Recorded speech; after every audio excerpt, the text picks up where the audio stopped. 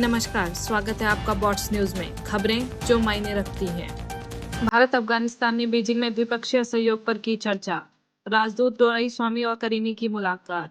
भारतीय राजदूत विक्रम डोराईस्वामी ने बीजिंग में अफगान राजदूत असदुल्लाह करीमी से मुलाकात कर ऐतिहासिक और सांस्कृतिक संबंधों पर विचार विमर्श किया और द्विपक्षीय सहयोग गहरा करने की इच्छा जताई। भारत ने मई में अफगानिस्तान को 20 टन वैक्सीन और आपदा राहत सामग्री भेजी। भारत ने यूएन में पाकिस्तान के काबुल के अस्पताल पर हमले की बड़ी निंदा की, जिसमें 269 नागरिक मारे गए। राजदूत हरीश पर्वतनैनी ने पाकिस्तान के क्रॉस बॉर्डर हिंसा से 750 अफगान नागरिकों की मौत का हवाला दिया। भारत बांग्लादेश सीमा सुरक्षा सम्मेलन 8 जून से दिल्ली में। बीएसएफ बीजीबी करेंगे घुसपैठ और सीमा अपराधों पर चर्चा। भारत की बीएसएफ और बांग्लादेश की बीजीबी के बीच 57वां महानिदेशक स्तरीय सीमा समन्वय सम्मेलन 8 से 11 जून तक नई दिल्ली में आयोजित होगा। बीएसएफ महानिदेशक प्रवीण कुमार और बीजीपी महानिदेशक मेजर जनरल मोहम्मद अशरफुज्जामान सिद्दीकी अपने अपने प्रतिनिधि मंडल का नेतृत्व करेंगे। मुख्य एजेंडे में बीएसएफ जवानों पर हमला, सीमा पार अपराध, बाड़ तोड़ने की घटनाएं और भारतीय विद्रोही समूहों पर कार्रवाई शामिल है। पश्चिम बंगाल में बीजेपी सरकार के सत्ता में आने के बाद यह पहली ऐसी बैठक है। कैबिनेट का बड़ा फैसला। एयरलाइनों को जेट ईंधन मूल्य उतार चढ़ाव से बचाने के लिए 10,000 करोड़ का फंड मंजूर। केंद्रीय कैबिनेट ने पश्चिम एशिया संकट के चलते एटीएफ कीमतों में भारी उतार चढ़ाव से भारतीय एयरलाइनों को राहत देने के लिए तेल विपणन कंपनियों को 10,000 करोड़ का ब्याज मुक्त अग्रिम अनुदान मंजूर किया। मार्च में 60.5 लीटर से बढ़कर मई में 142 प्रति लीटर हो चुके एटीएफ की कीमतें एयरलाइन की परिचालन लागत का लगभग 40% है।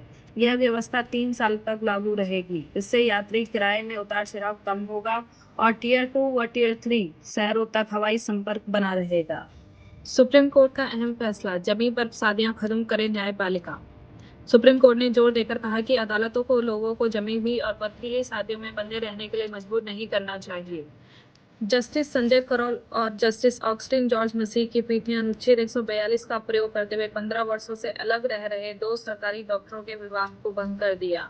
कोर्ट ने कहा कि मृत रिश्तों को जीवित रखना भावनात्मक, मनोवैज्ञानिक और सामाजिक नुकसान पहुंचाता है। बार बार सुलह के प्रयास विफल होने के बाद कोर्ट ने कहा, इस विवाह में अब कोई पवित्रता नहीं बची। सीबीएसई ने 38 लाख पैकेट के साइबर हमले को नाकाम किया। सीबीएसई ने बुधवार को अपने कक्षा 12 पुनर्मूल्यांकन पोर्टल पर 38 लाख पैकेट के डिनायल ऑफ सर्विस साइबर हमले को सफलतापूर्वक विफल किया। रात 9:30 बजे तक 56,000 से अधिक आवेदन प्राप्त हुए। 6 जून मध्यरात्रि तक खुला यह पोर्टल छात्रों को स्कैन उत्तर पुस्तिकाओं की जांच और पुनर्मूल्यांकन के लिए आवेदन करने की सुविधा देता है। SBI, Canara bank, bank of Baroda और इंडियन बैंक के पेमेंट गेटवे उपलब्ध हैं। सत्यापन के लिए 100 रुपये प्रति उत्तर पुस्तिका और पुनर्मूल्यांकन के लिए 25 रुपये प्रति प्रश्न शुल्क है। दिल्ली के बीएनबी में आग, 21 की मौत, 12 विदेशी नागरिक शामिल। बुधवार तड़के दक्षिण दिल्ली के हौजरानी स्थित फ्लोरिस स्टेट बीएनबी में भीषण आग से कम 21 लोगों की मौत हो गई, जिनमें 12 विदेशी नागरिक शामिल हैं। संस्था को केवल 6 कमरों की अनुमति थी, लेकिन 5 मंजिल बेसमेंट और छत पर 26 कमरे चलाए जा रहे थे। कोई फायर एग्जिट नहीं था और डिजिटल लॉक से लोग कमरों में फंसे रहे। मालिक लवकेश बजाज गिरफ्तार। पीएम मोदी ने मृतकों के परिजनों को 2 लाख और घायलों को 50,000 मुआवजे की घोषणा की।